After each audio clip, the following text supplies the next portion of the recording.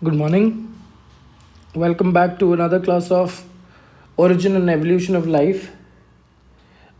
ये क्लास भी हम लोग we're taking up on screen sharing because I wanted to show you this particular photograph and I could not draw it. It is practically impossible to draw this diagram on a whiteboard. So this is the last class which we will be doing on a screen recorder, maybe again wherever I will feel that I would require some pictures to be shown to you, there we might take up the help of live record screen recorder or something like that. Now this is this is the last evidence which we'll be talking about in evolution, and from tomorrow we'll start up with theories of evolution of life. ठीक है. So one of the last important and a little confusing NCERT में एक paragraph में इस topic को ख़त्म किया है, बट उसको भी उन लोगों ने थोड़ा सा कंफ्यूज कर दिया है. Now let's go ahead and try to understand and get rid of this confusion what they have made in the NCERT. All right. So when you talk about the embryological evidences, okay, आज जो present day organisms है उन सब के मैंने embryos को compare किए. ठीक है. तो सब जब एम्ब्रियो को अगर मैं कंपेयर करता हूँ तो I find some similarities and some dissimilarities. But when I have to find some dissimilarities I have to let the embryo grow. Okay, I will have to let the embryo grow, perpetuate and develop, and when the embryos develop, I might find certain dissimilar characteristics, like in this particular case chicken में देखो, human में देखो, chicken has developed a beak like structure. ठीक है. A tortoise has developed a long tail like structure. ठीक है. Salamander has developed again a flat tail like structure. So these are all dissimilar characteristics.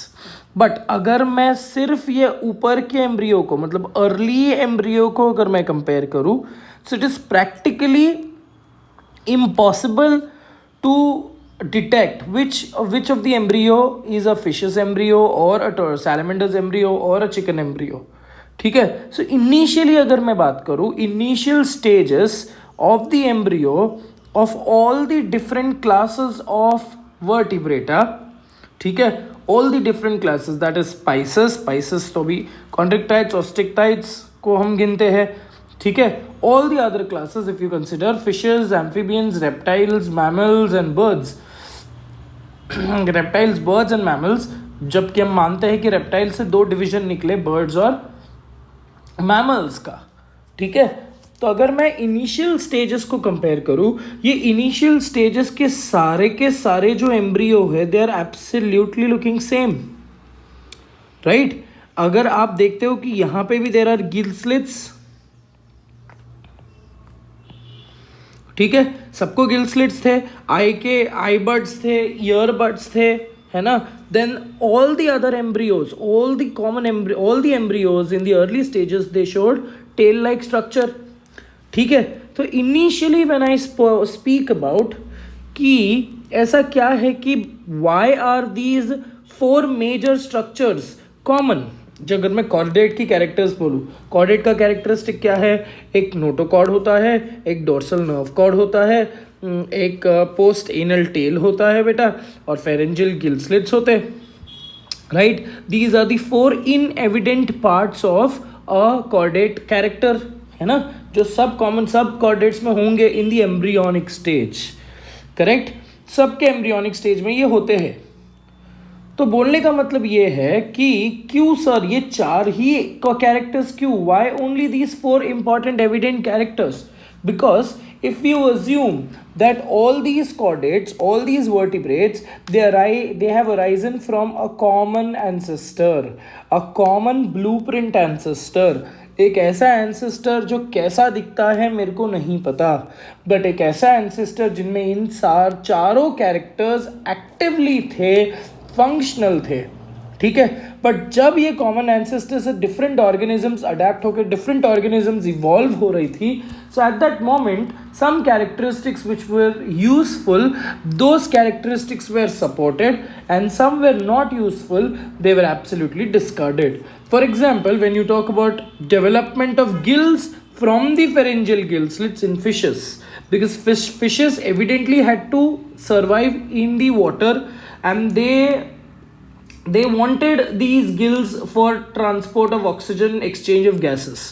But that is not the cases with amphibians, because amphibians developed another strategy. They developed subcutaneous, they developed cutaneous type of respiration, and they also developed lungs. So उनको उसकी ज़रूरत ही नहीं थी, किसकी, gill slits की ज़रूरत नहीं थी. तो ये अल्टीमेटली ये गायब हो गई. सो यहाँ पे लमार्क का थोड़ा सा कॉन्सेप्ट सही लगता है कि जो ऑर्गेनिजम्स कॉमन एंसेस्टर को जो ऑर्गेनिज्म की ज़रूरत थी वो ऑर्गन्स ज़्यादा डेवलप होते गए, जो ऑर्गन्स की डेवलप नहीं थी वो ऑर्गन्स अंडर डेवलप होकर एब्सोल्युटली लूज हो गए. सो here we are stressing on a topic called as use and disuse of organs, correct? But उसको रखते हैं थोड़ा सा साइड में, use and disuse of organs. But when you talk about these characteristics, when you talk about these features, what we can observe is that all the embryos which you can see on this clip, on this picture, all the embryos, they have more generalized characters. What are the more generalized characters? More general characters क्या है? Gill slits general character है chordate का, है ना. Tail, post anal tail. अब ये post anal tell बाद में बन जाता है एक्चुअल टेल, ठीक है. Post anal tail is an embryonic structure, correct. Notochord is an embryonic structure. उसका अडल्ट स्ट्रक्चर क्या है? नर्व का. उसका अडल्ट स्ट्रक्चर क्या है? Vertebral column. Dorsal nerve cord is an embryonic structure. So कुछ ऐसे स्ट्रक्चर्स है जो सिर्फ हम एम्ब्रियो के कंसिडरेशन में बात करेंगे बेटा, ठीक है. तो what can you conclude out of this, that firstly when you compare at the initial stages of the embryo had more generalized structure, and as the embryo keeps on developing, the generalized structure becomes less general. Now as you can see in this particular case, तो in this particular case humans has developed slowly and steadily, it has developed hind limbs. वैसे ही reptiles ने भी hind limbs develop किया, amphibians ने भी hind limbs develop किया. but अगर आप ये देखते हो, fishes और इनने hind limb के buds develop किए, but hind limbs develop नहीं हुए ultimately. देखो दोनों की जगह पे यहाँ पे buds develop हुए हैं hind limbs के, करेक्ट. बट सैलमेंडर के एकदम छोटू से एकदम बच्चू सा हाइंड लिम्ब डेवलप हो गया, वेरस फिशेस की हाइंड लिम्स गायब ही हो गई, correct. So in other words, slowly and steadily यहाँ पे फोर लिम्स डेवलप होने गए, यहाँ पे फिशेस में फोर लिम्स डेवलप होना बंद हो गए. तो in this particular case the characters were more general, and slowly and steadily the characters became less general, and later the characters became more specific. अब यूज के हिसाब से, क्योंकि अब ये बच्चे को जन्म लेना है, this child has to be born and he has to face that competitive nature. That competitive nature will demand for some advantageous structures, right? Humans को बीक की ज़रूरत नहीं थी, but birds को बीक की ज़रूरत थी. अगर मैं birds की बात करूँ, birds और reptiles के comparison की बात करूँ, तो embryonic stage में the birds also showed, the beak also showed the presence of tooth, just like a reptile, ठीक है. but slowly and steadily characteristic part ये है कि रेप्टाइल को टीथ की ज़रूरत है और बर्ड्स को टीथ की ज़रूरत नहीं है बेटा, okay.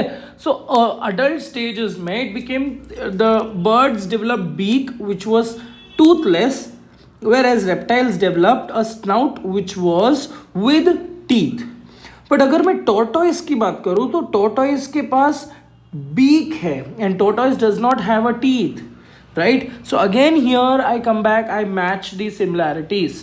So in other words, एक साइंटिस्ट था जिसने ये कैरेक्टरिस्टिक, ये लॉ को, ये पर्टिकुलर कैरेक्टरिस्टिक्स बोला he explained this, that the embryonic development, that is the embryo, show more general features in the initial stages, and the features become less general. Here the more general features are pharyngeal gill slits, notochord, nerve cord. These are more general features. इस tell, post anal tell, ये more general features सब में दिखेंगे बेटा, ठीक है। उसके बाद चीज़ें लेस जनरल होते जाएंगी, टेल छोटा छोटा होते जाएगा बेटा, ठीक है। ब्रेन की साइज बड़ी होती जाएगी, so they become less general.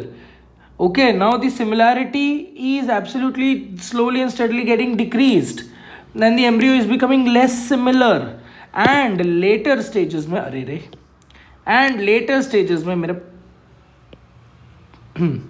and the later stages में the embryo will become absolutely dissimilar, correct? So now I can, इतना मेरे को पार्ट अगर दे दिया तो मैं आइडेंटिफाई कर सकता हूँ कि कौन सा फिश है, कौन सा ये है, कौन सा ह्यूमन है। इतना ये आप, ये स्टेज नंबर 1 है, स्टेज नंबर 2 है, स्टेज नंबर 3 है बेटा। स्टेज नंबर 1 को अगर आप कंपेयर करोगे तो you will absolutely not be able to find out कि सर इसमें से फिश का एम्ब्रियो कौन सा और इसमें से रेप्टाइल का एम्ब्रियो कौन सा है। बस स्टेज नंबर 2 देखोगे बेटा तो आप इसमें रेप्टाइल का एम्ब्रियो पता नहीं कर पाओगे, but at least you can identify कि फिश का एम्ब्रियो कौन सा है। सो हियर एवोल्यूशनरी कॉन्टेक्स्ट से ये भी पता चलता है दैट फिश इवॉल्व्ड फर्स्ट। क्यों? क्योंकि स्टेज नंबर 2 में you are able to identify the fish embryo, correct, but you are not able to identify a tortoise's embryo because tortoise, chicken और human almost similar दिख रहे हैं, but stage number 3 में देखो आप बिल्कुल पता कर सकते हो।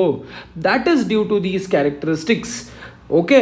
So more general, less general and more specific, is that very clear? ठीक है, but now again one more characteristics, let's go and try to find out। ये second picture में जो दिया है that is basically showing a picture with respect to human development, human embryonic development, embryo बनने से पहले, ठीक है। So every organism right from platyhelminthes, जो भी triploblastic organisms है, we are also triploblastic, but when you talk about the formation of these germ layers, the cell has to pass through a stage called as zygote। zygote से it has to, zygote का होगा cleavage, zygote के बाद, zygote is a single cell unicellular structure, zygote के बाद होगा cleavage और zygote बनाएगा एक structure called as morula which is approximately 8 to 16 cell stage। morula के बाद बनेगा blastula और blastula के बाद बनेगा gastrula। ना gastrula में डेवलपमेंट होंगे 3 germ layers। So this is also giving me a hint that all the triploblastic layers, all the triploblastic organisms have evolved from a common ancestor जो आज के जैसा नहीं दिखता बेटा, ठीक है। तो सब में ये स्टेजेस कॉमन है। एक प्लैटीहेल्मिन्थस में भी देखोगे तो प्लैटीहेल्मिन्थस में भी गैस्ट्रियोला फॉर्मेशन हुआ था, तो वैसे ही तो 3 जर्म लेयर्स डिवाइड हुए, 3 जर्म लेयर्स फॉर्म हुए, बट डिफरेंस एक ही था कि प्लैटीहेल्मिन्थस में the 3 germ layers were absolutely solid, whereas in the aschelminthes slowly and steadily ये 3 जर्म लेयर्स का डेवलपमेंट होते गए और वो सूडोसीलोम बनाते गए। और वही आप एनेलिडा में चेक करोगे तो दिस जो एंडोडर्म था, एंडोडर्म एक पाइप के जैसे फॉर्म हो रहा था which was ultimately giving rise to internal gut, right. अपना प्रिमिटिव गट फॉर्म हो रहा था और प्रिमिटिव गट के आसपास मीजोडर्म बनने लगे और मीजोडर्म के बीच में खाली पाउच बन गया because slowly and steadily organism की जो मैन्युफैक्चरिंग है, ऑर्गेनिज्म की जो आर्किटेक्चर है दैट इज बिकमिंग कॉम्प्लिकेटेड। मतलब घूम फिर कर बात यह है कि अगर आप 1947 का एक घर देखोगे और 2020 का घर देखोगे तो आज मैंने यूटिलिटी के हिसाब से मेरे घर में चेंजेस की है। Are we understanding it? So on similar lines platyhelminthes की बॉडी की आर्किटेक्चर में, क्योंकि प्लैटीहेल्मिन्थस पहला आया होगा, ठीक है, एनिलिड प्लैटीहेल्मिन्थस से बाद में आए होंगे, तो स्लोली एंड स्टेडीली एनिलिड्स देख लो, मोलस्का देख लो, एकिनोडर्मेटा देख लो, तो slowly and steadily to encompass or to support the positioning of the organs. Slowly and steadily इनमें सीलोम का डेवलपमेंट होते गया, राइट आज मैं देखता हूँ कि किचन मेरी एकदम मॉड्यूलर किचन है, बट पहले के ज़माने की किचन ऐसे नहीं थे बेटा. पहले के ज़माने में ऐसे शेल्फ्स रखते थे और बर्तन ऐसे ही होते थे, बिकॉज उनके पास ज़्यादा बर्तन भी नहीं थे. तो today to evolve, we have also shown that evolution from that level. Today we have shown a very greater amount of evolution. So जैसे जैसे evolution होते गया वैसे वैसे internal structures में change आते गई, राइट. बट एक ज़माने पहले हमारे कॉमन एंसेस्टर्स के पास मोर जनरल कैरेक्टर्स थी. Slowly and steadily as the organisms grew older, as the organisms evolved, the more general characteristics became less general and ultimately it became more specific. Is that right? So this particular explanation was given by von Boyer. नाम था उनका Ernst, दो जगह पे confuse हो जाओगे आप, ठीक है. Ernst von Baer.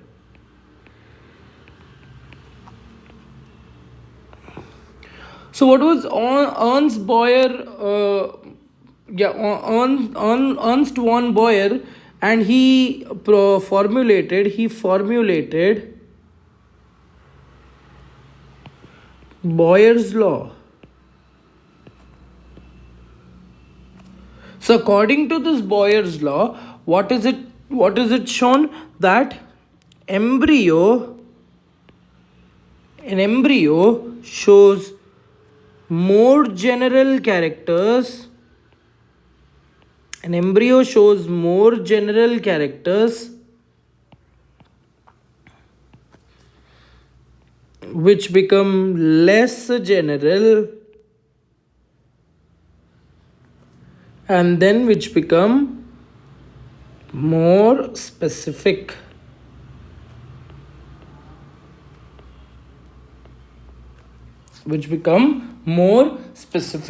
So initially जो more general characters थे वो क्या क्या थे? वो थे हमारे नोटोकॉर्ड. उसके बाद और एक कैरेक्टरिस्टिक था, वो था ब्रेन. सब में ब्रेन है, but slowly and steadily humans का ब्रेन बहुत ज़्यादा डेवलप हो गया, है ना. स्पेसिफिकली 2 हेमिस्फीयर्स में डेवलप हो गया, अलग अलग लोब्स बनते गए. बट अगर आप फिश की एम्ब्रियो देखो, फिश की ब्रेन देखोगे, ब्रेन तो फिश में भी है, but according to the requirement, जैसे डॉग फिश में ऑल्फैक्टरी लोब बहुत ज़्यादा स्ट्रॉन्ग डेवलपमेंट हो गया, है ना. बर्ड्स में optic lobe, that is your occipital lobe, बहुत स्ट्रांगली डेवलप हो गया. So all that is more specific characters. So notochord, brain, spinal cord, these were all less general characters. Oh, my mistake, गलत बोल दिया. These were all more general characters which were there with everyone. ठीक है. Now when you talk about the less general characters developmentally क्या क्या हो जाएंगे? Loss of tail,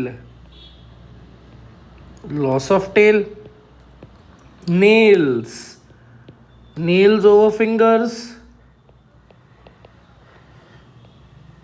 ठीक है. Beak, toothed beak, to be very specific, toothed beak.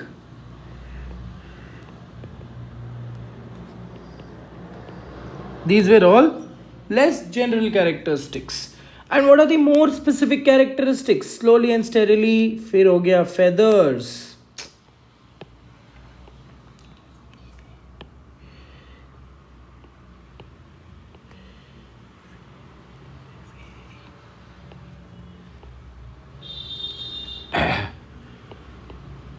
feathers, I don't know. उसके बाद हो गए hair, है ना. toothless beak. These were all the more specific characters which was given by von Boyer, and this was given in 1982.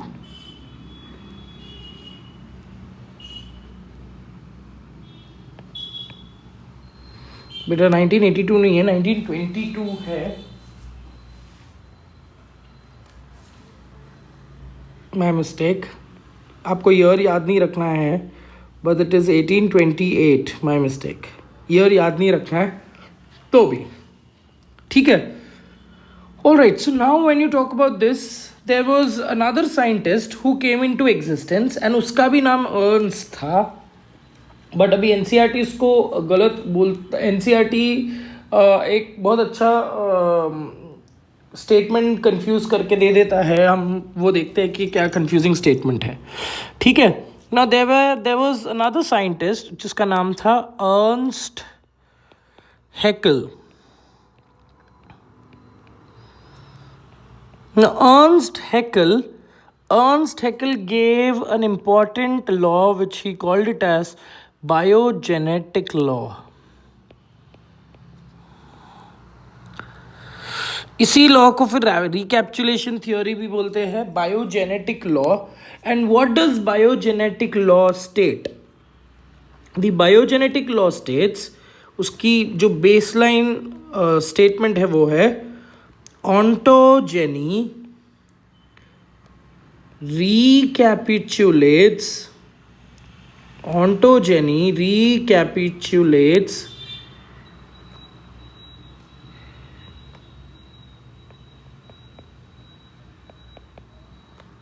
phylogeny. Ontogeny recapitulates phylogeny. Okay, now what do you mean by ontogeny? Ontogeny refers to embryonic developmental sequence.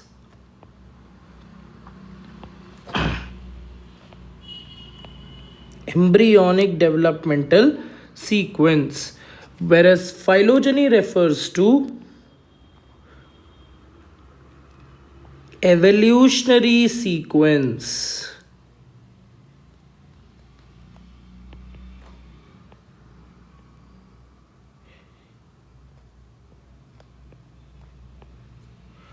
Okay, ontogeny recapitulates phylogeny. So what was Ernst Haeckel saying? Ernst Haeckel said ontogeny मतलब embryogeny, that is embryological development, recapitulates का मतलब है repeats, phylogeny मतलब वो क्या statement pass कर रहा है। बहुत इंपॉर्टेंट स्टेटमेंट है, ध्यान से सुनना, ठीक है। So what is he trying to tell you? He says that an organism at the embryonic stage or during the embryonic development, it explains or it passes through the evolutionary sequence.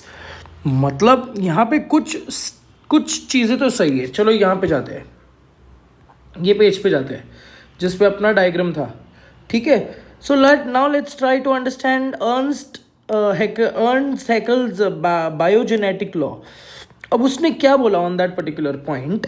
उसने ये बोला कि embryonic development अगर आप देखते हो तो embryonic development में some characteristics which resemble, ठीक है, some characteristics which resemble the ancestral adult characteristics are also seen. अब ancestral adult characteristics क्या है? इमेजिन कर लो बेटा कि हम मानते हैं, आज मेरे को पता है कि एम्फीबियंस किससे आए हैं, फिशेस से आए हैं, ठीक है। अब एम्फीबियंस अगर फिशेस से आए हैं तो फिश का अडल्ट कैरेक्टरिस्टिक्स क्या है? चलो कुछ कैरेक्टरिस्टिक्स नेम कर लेते हैं। फिश का अडल्ट कैरेक्टरिस्टिक्स है गिल्स, ठीक है, और अडल्ट कैरेक्टरिस्टिक क्या है? 2 चेम्बर्ड हार्ट, करेक्ट। और अडल्ट कैरेक्टरिस्टिक क्या है ऑन दैट पर्टिकुलर पॉइंट? सो अगर मैं streamline body, so when you compare a fish and when you compare a fish and a human being, so what comparison do you see in the embryonic development? when human being का embryo grow हो रहा है तो human being का embryo also once upon a time has 2 chambered heart, जो कि एक fish का adult character है, करेक्ट। और हम मानते हैं कि हमारा एंसेस्टर एक जमाने फिश था, we also say that ancestor हमारा शार्क था। तो शार्क को भी 2 चेम्बर्ड हार्ट है बेटा, है ना, विच सेज कि हमारा जो एवोल्यूशनरी सीक्वेंस है, हमारा जो एवोल्यूशनरी सीक्वेंस है, या सो माय मिस्टेक, हमारा जो एम्ब्रियोनिक सीक्वेंस है that is exactly resembling once upon a time, it is resembling the ancestral adult sequence, मतलब it is technically resembling the sequence of a fish, ठीक है। एक और एग्जांपल ले लेते हैं with respect to the tadpole larvae.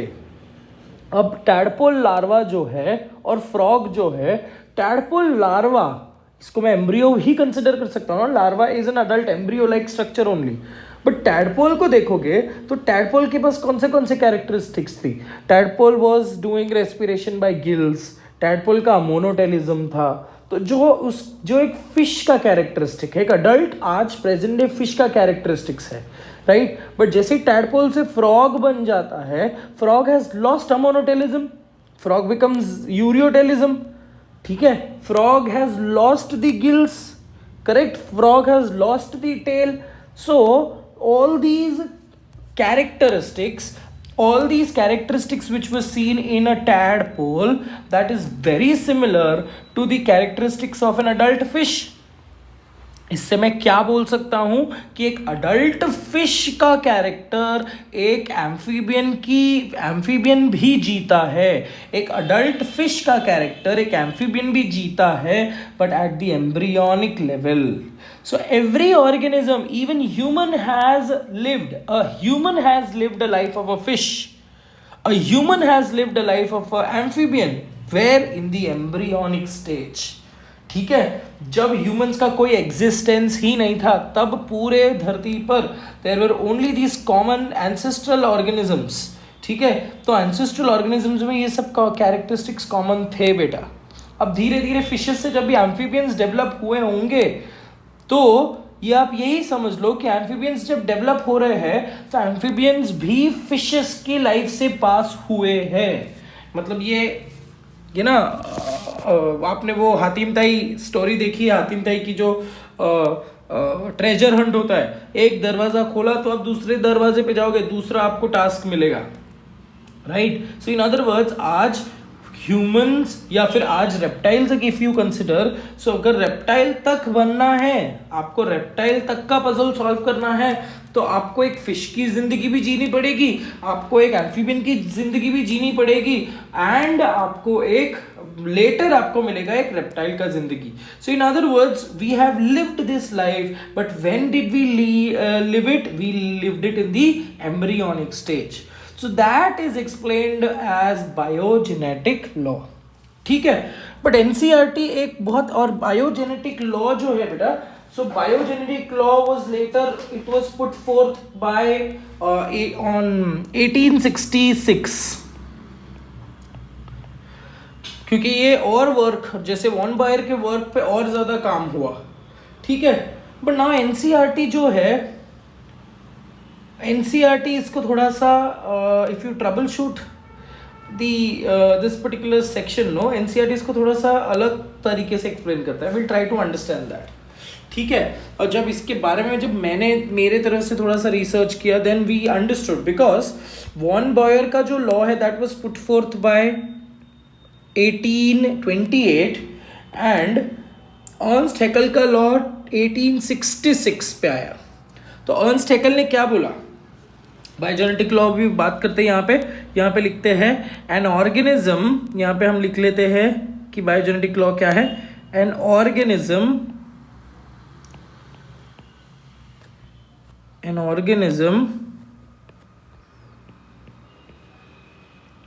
passes through ancestral adult stages in the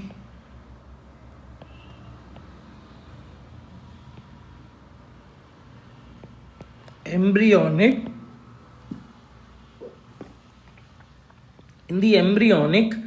development. तो पहले वॉन बॉयर का लॉ आया, ओके, उसके बाद अर्न्स्ट हैकेल का लॉ आया। तो टेक्निकली अर्न्स्ट हैकेल का law was a little more modified law because Ernst Hückel ने बहुत ही वैल्यूएबल स्टेटमेंट बोला। ठीक है, क्या स्टेटमेंट था उसका कि every organism on this face of the earth has passed its ancestral stages. That means human has also passed the stage of a fish. Human has amphibian has also passed the stage of a fish, right? So all that characteristics, like for example a fish has also passed a characteristic of उसका जो successor है cephalochordata, है ना?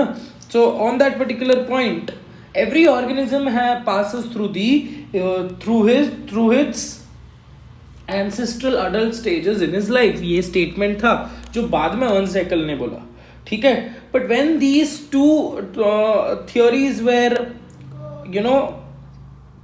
Explained, 1866 का law है ना बेटा ये, तो जब आज के प्रेजेंट डे मॉडर्न साइंटिस्ट या एवोल्यूशनरी बायोलॉजिस्ट ने जब ये दोनों लॉ को कंपेयर किया, so they came to this conclusion that Ernst Haeckel का लॉ जो है सही है।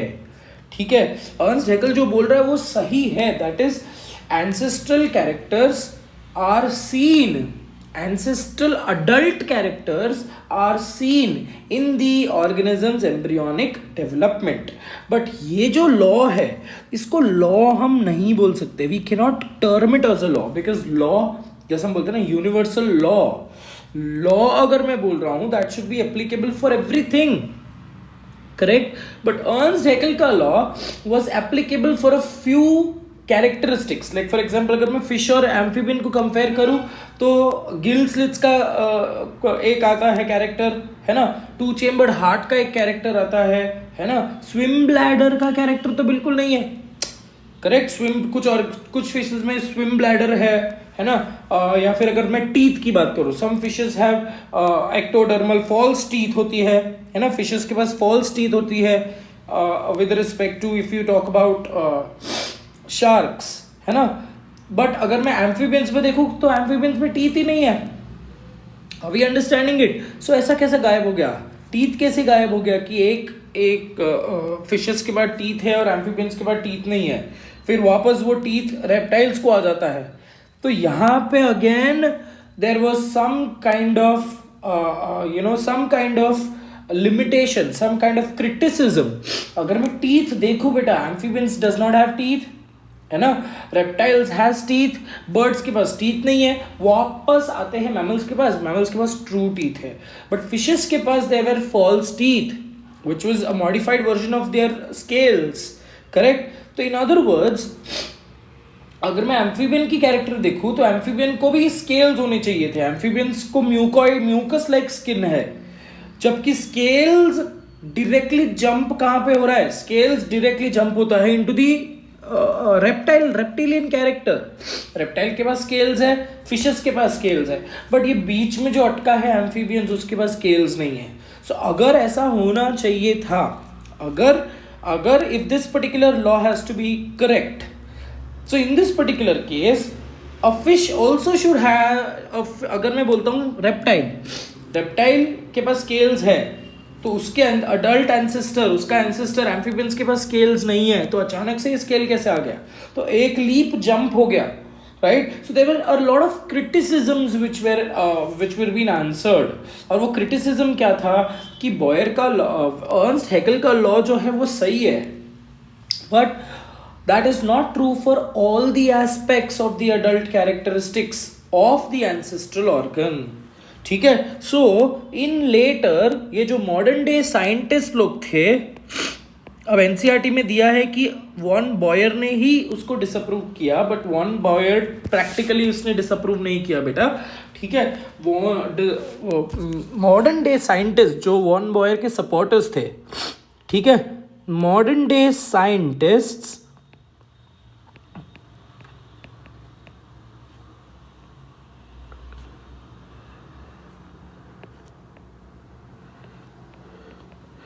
modern day scientists disapproved Haeckel's law.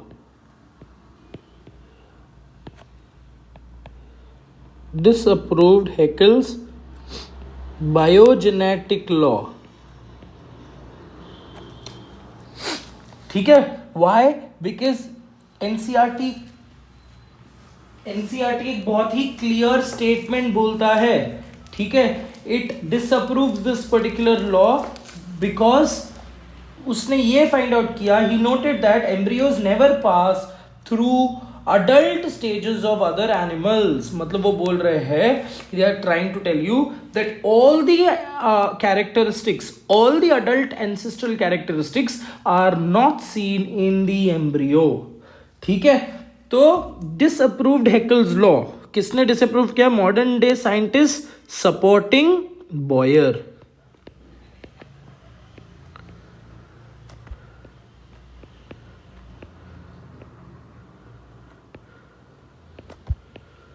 तो बॉयर्स लॉ कहीं ना कहीं तो सही लगता है, बिकॉज बॉयर्स लॉ क्या बोलता है? इट इज जस्ट सेइंग कि पहले जनरलाइज कैरेक्टर्स थे जो सब में कैरेक्टरिस्टिकली सही है, उसके बाद मोर जनरल हो गए, सॉरी माय मिस्टेक, पहले मोर जनरल कैरेक्टरिस्टिक्स थे, उसके बाद कैरेक्टरिस्टिक्स लेस जनरल हो गए, उसके बाद कैरेक्टरिस्टिक मोर स्पेसिफिक हो गए, which is absolutely true in all the aspects, because ये कोई एक चीज को टारगेट नहीं कर रहा था.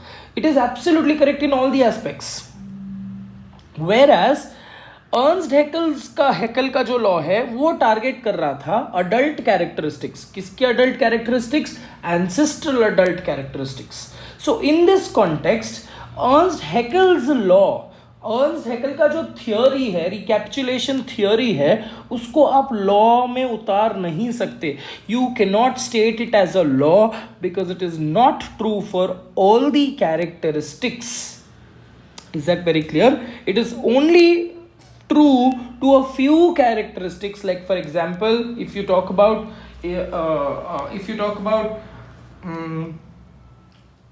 Progressive Metamorphosis. प्रोग्रेसिव मेटामॉर्फोसिस का एग्जाम्पल हमने बात किया था. प्रोग्रेसिव मेटामॉर्फोसिस क्या है बेटा? अगर मैं टैडपोल में देखूँ, इसका एग्जाम्पल ले लेते हैं. It is only true, biogenetic law is true for true explaining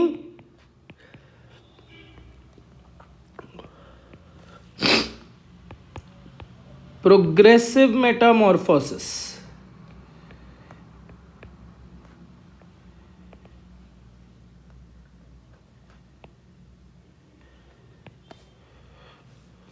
So what is a progressive metamorphosis? It says tadpole becomes frog. Tadpole जो है, it shows adult characteristics,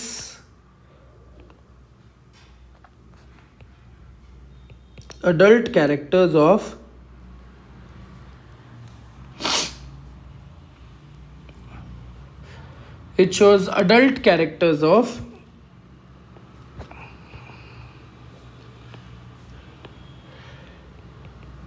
a fish.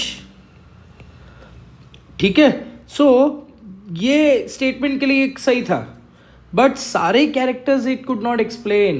It could not explain the absence of teeth in the amphibians. Correct, उसको तो ये explain करना चाहिए था कि teeth fishes में था, रेप्टाइल्स में टीथ है, बीच में एम्फीबियंस में टीथ गायब कैसे हुआ? Correct, so it could not explain that. Is that right? Retrogressive metamorphosis. It could not explain retrogressive metamorphosis.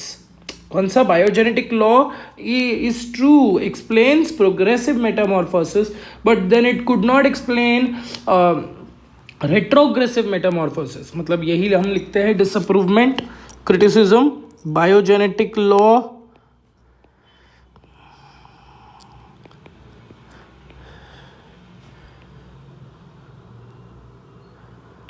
could not explain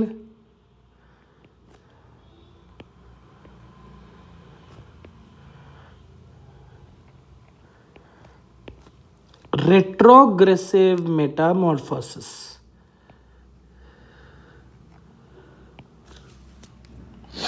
What do you mean by retrogressive metamorphosis? कि the larvae of Salfa, Doliolum, Ascidia. They had notochord. और वही adults में the notochord was absent.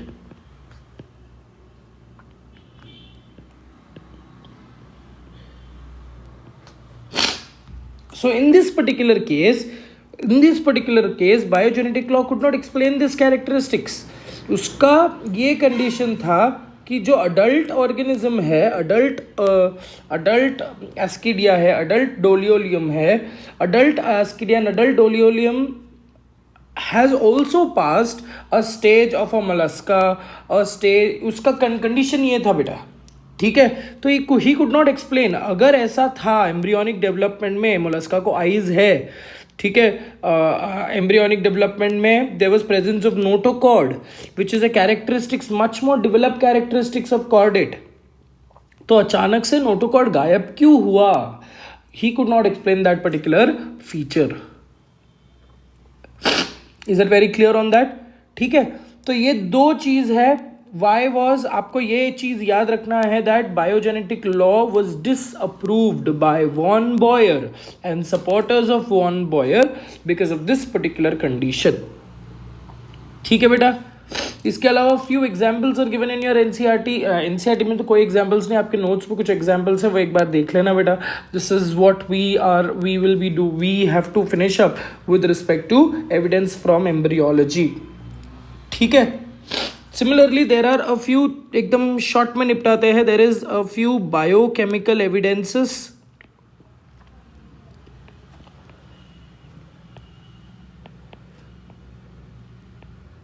Evidences from the biochemistry. अब मैं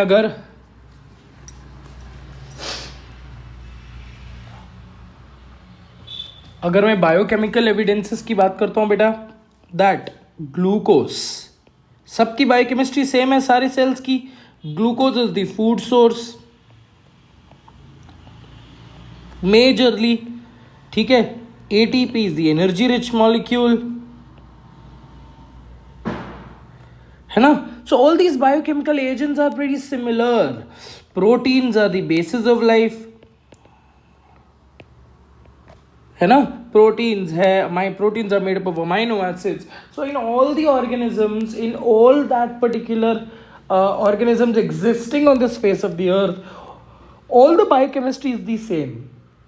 In fact, biochemical processes are the same. Energy production का एक process है which is, अगर aerobic respiration की बात करूँ, glycolysis common है.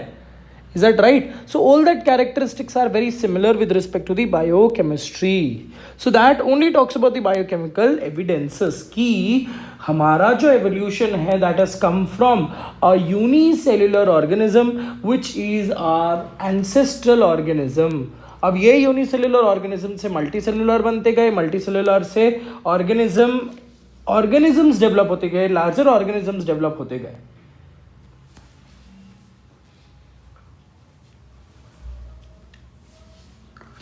इतना समझा है बेटा? Similarly there is one more evidence which is also referred to as the cellular evidence. Evidences from cytology, cellular evidences. अब cellular evidences किसको resemble करवाता है? It talks about the plasma membrane. It talks about the cell wall. It talks about the different organelles, mitochondria.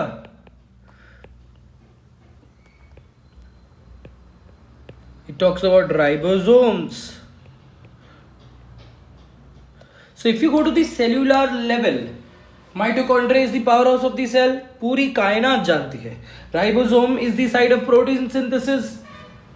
Each and every, एक 10वीं का बच्चा भी जानता है, करेक्ट. 6th 7th का बच्चा भी जानता है. प्लाज्मा मेम्ब्रेन का structure universally almost it is the similar. Even if you talk about a bacterial plasma membrane जो peptidoglycan से बनाया है. A eukaryotic plasma membrane is made up of a phospholipid bilayer. So almost if you talk about this, compare the cellular structures, embryonic cellular structures of all the other organisms, all the different type of organisms coming from different domains अगर मैं compare करूँ, so everywhere there is a cellular similarity which we have to talk about in cellular evidences. NCERT ये दो evidences के बारे में ज़्यादा explain नहीं करता है, so we will not focus our much more time into this. Is that very clearly understood बेटा? पढ़ाते पढ़ाते सर्दी भी हो गई मेरे को. Any which ways, so there we finish up our evidences of evolution. यहाँ पे अपना हाफ चैप्टर कंप्लीट होता है. अब हाफ चैप्टर है अपना theories of evolution and human evolution. ठीक है, सो चैप्टर अभी थोड़ा सा इंटरेस्टिंग पार्ट चलने वाला है, आने वाला है. ठीक है, अभी तक ऑलमोस्ट ड्राई टॉपिक था. Now the topic chapter turns out to be a little more interesting. So दोस्त, वहाँ पर मेरे को कोई आपको पिक्चर दिखाने की ज़रूरत नहीं पड़ेगी, कुछ भी नहीं, आपको सिर्फ मेरी बातें सुननी है. तो there we will do the board work presentation and all. So don't worry about the chapter getting over. ठीक है, जो भी वीडियोज़ आपको मिल रहे हैं सब्सिक्वेंटली उसको पढ़ते जाओ अच्छे से. Keep up your good work and thank you so much for watching the video. Take care of yourself. God bless you.